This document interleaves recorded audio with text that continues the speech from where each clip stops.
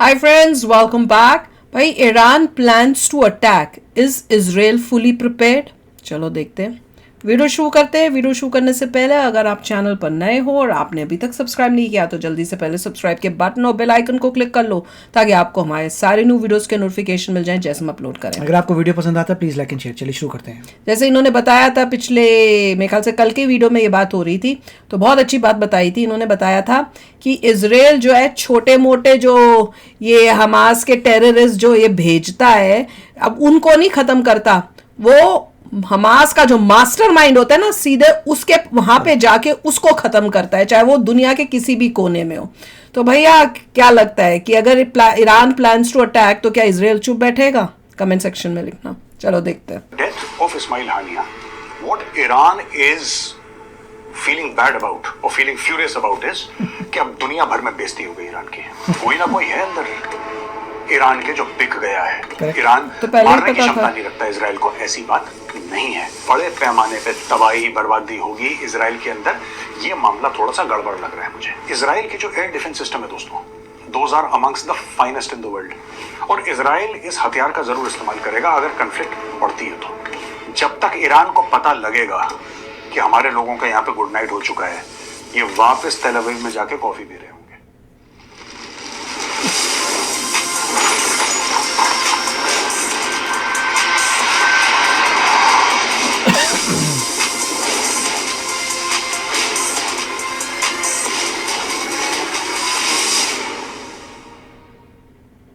जय हिंद दोस्तों, मैं हूं मेजर गौरव आर्य और आप देख रहे हैं चाणक्य डायलॉग्स। इस वीडियो को लाइक करिए, हमारे चैनल को सब्सक्राइब करिए, बेल आइकन दबाना बिल्कुल मत भूलिएगा। दोस्तों कल का वीडियो बहुत सराहा गया।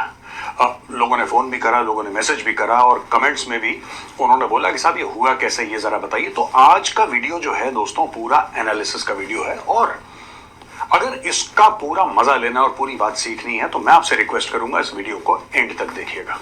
तो दोस्तों खबर कुछ ऐसी है कि तेहरान में एग्जैक्टली इधर जहां पे मेरा ये पॉइंटर स्टॉप दिखा रहा है, तेहरान में इस्माइल हानिया को गुड नाइट बोल दिया जाता है। इसमें दो फैक्टर्स हैं। उसको मारा कैसे?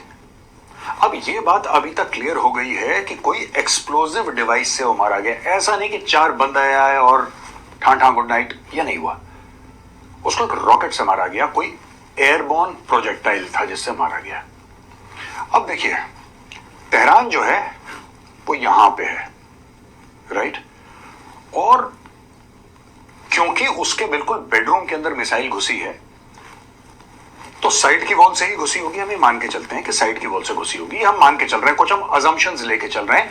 बिकॉज पूरी बात अब वो जब ईरानी अगर सच बताते हैं तो बताते हैं अभी के समय हमें यही लग रहा है कि सब साइड की वॉल से या विंडो से वो मिसाइल घर में मारा था।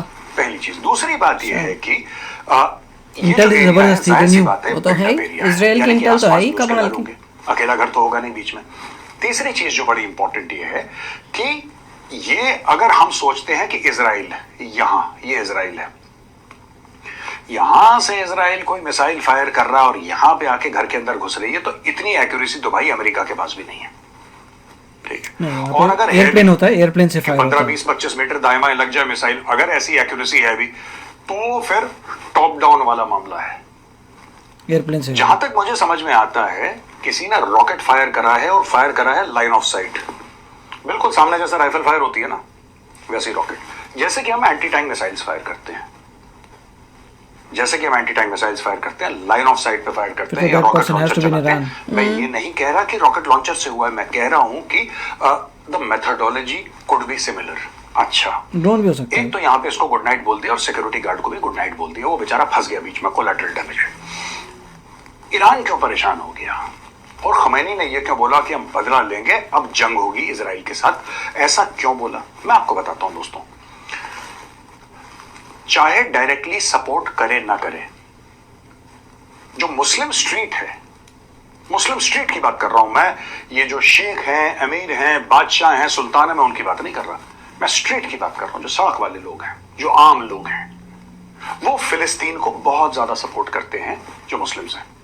और वो मुस्लिम दुनिया में कहीं पर भी हो, फिलिस्तीन के लिए एक खास जगह है दिल में। मुझे आज तक लॉजिक समझ में नहीं आया, सच बोला, मुझे आज तक लॉजिक समझ में नहीं आया दोस्तों। अब मैं आपको एक उदाहरण देता हूं छोटा सा। ये सऊदी इंडिया के अरब, मुस्लिम ठीक भी है? उनके सपोर्ट में ही है। सऊदी अरब सीधा सीधा सीरिया में जाके दनादन करता है, ठीक है जी, दनादन करता है, A part of Syria, not ठीक है everything. जी। हूथियों के पीछे पड़ता है यहां पे इस एरिया में, 3 लाख से ज्यादा लोग मार देता है। किसी के मुंह से चूं तक नहीं निकलती कि भाईजान आपने यहां पे 3 लाख बंदे मार दिए। यार मतलब 3 लाख किसी को पता ही नहीं है। लेकिन यहां पे एक बड़ा इमोटिव इशू है, बड़ा इमोशनल इशू है। और इससे बड़ा इमोशनल इशू ये है कि ईरानियों को अब, क्योंकि ये तो पूरी दुनिया से पंगा ले रहे हैं, ईरानी जो है वो अमेरिका से पंगा ले रहा है, यूरोप से पंगा ले रहा है, वो इजराइल से पंगा ले रहा है। सारी दुनिया के सामने एक अकेला मुल्क खड़ा हुआ है, वेस्टर्न जिसको कहते हैं कि सिविलाइजेशन के आगे, ईरान। और ईरान सबको कह रहा है कि मैं देखना इनकी खिड़कियां आतंकवाद करूंगा। वहां ईरान के अंदर घुस के ईरान के स्टेट गेस्ट, और स्टेट गेस्ट से कम उसकी औकात नहीं थी, स्टेट गेस्ट से कम उसकी औकात नहीं थी, स्टेट गेस्ट को निपटा दिया। वो राष्ट्रपति से मिला, उसको फॉर्मली इनवाइट करा गया था। वो रह कहा रहा था, देखो मैं आपको बताता हूं दोस्तों, इस्माइल हानिया जो था वो कतर में पाकिस्तान की रहता था। तरह ही टेररिस्ट को इसका कतर में कहते रहता हैं था। एक आध अपार्टमेंट तुर्की में भी था, अंकारा में, ऐसा लोग बताते हैं। लेकिन इसकी बेरूत परमानेंट में भी होगा। रेजिडेंसी कतर की थी। 3-4 अरब डॉलर का मालिक, रईस, वेरी रिच। ये सारे के सारे हमास के जो टॉप ब्रास हैं, ये these are very rich अरबपति। people। मतलब इनके पास डॉलरों की कमी नहीं है, गाड़ियों की, नौकर चाकर महल की कमी नहीं है। हाँ, वो फिलिस्तीनियों को मरवाते रहते हैं, लेकिन they themselves are extremely rich, they are billionaires। आप चेक कर सकते हैं इंटरनेट पे जाके। कैसे बने इतने? यहां से बंदा फ्लाइट पकड़ता है और सीधा पहुंचता है तेहरान, ठीक है जी। और तेहरान में ये प्रेसिडेंट के इनॉग्रेशन में जाता है। इसका मतलब इसको इनविटेशन मिला होगा।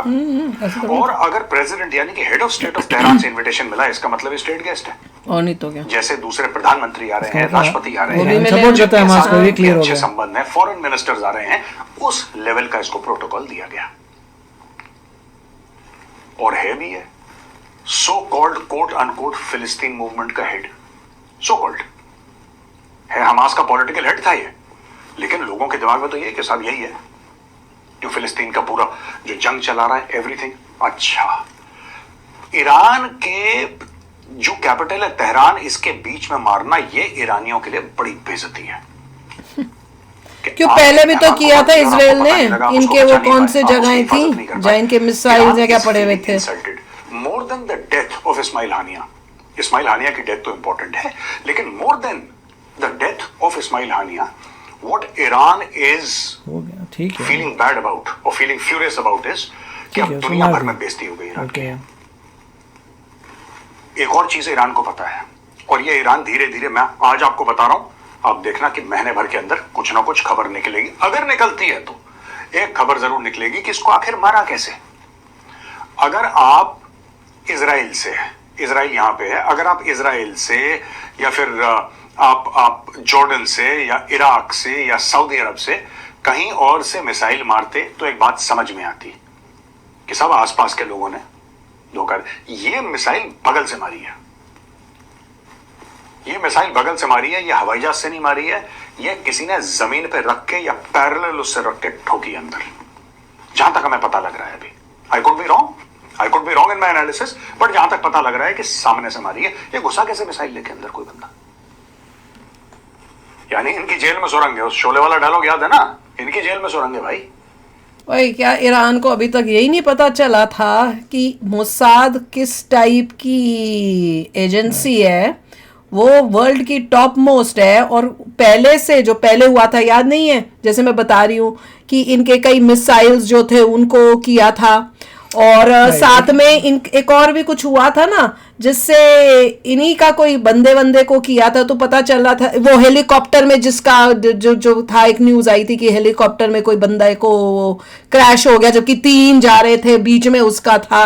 ये सब तो उससे क्या पता चलता है कि अंदर मोसाद के एजेंट्स इनके अंदर हैं और वो कर रहे हैं। देखिए, पहले ईरान ने इतने सारे हज़ारों प्रोजेक्टाइल फेंके इसराइल के ऊपर, इसराइल ने डिफेंड कर लिया। मगर इजराइल इस बार रुकेगा नहीं। अगर इस बार ऐसा कुछ ईरान करता है, दे विल नॉट स्टॉप। फिर वो ज़बरदस्त करेंगे और ईरान का बहुत लॉस होगा। ईरान को सोचना चाहिए कि अपनी टेक्निकल सुपरियॉरिटी देखनी चाहिए कि इजराइल कितना पावरफुल है, सोच समझ के अटैक करना चाहिए। अगर कोई कमज़ोर इंसान किसी स्ट्रॉन्ग इंसान पे अटैक करता है तो कमज़ोर इंसान जो है पूरा ख़त्म हो जाता है। इससे सोच समझ के अटैक करना चाहिए। और यूएस ने तो पहले कह रखा है कि वो इजराइल के साथ हैं। उसका रीज़न भी है, बहुत सारी R&D में इजराइल यूएसए के साथ है।